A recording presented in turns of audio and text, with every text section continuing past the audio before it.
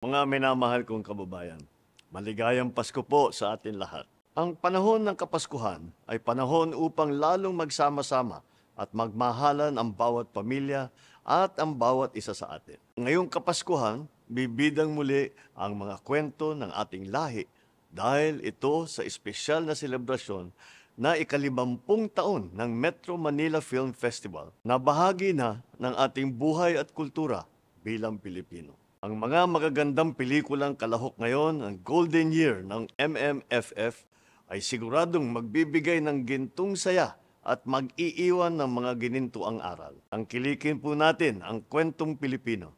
Suportahan po natin ang Metro Manila Film Festival 2024. Isama ang buong pamilya, buong barkada, at panoorin ang 10 pelikula na handog ng MMFF. Mabuhay ang pelikulang Pilipino. Happy 50 years, MMFF, at muli, maligayang Pasko po sa inyong lahat.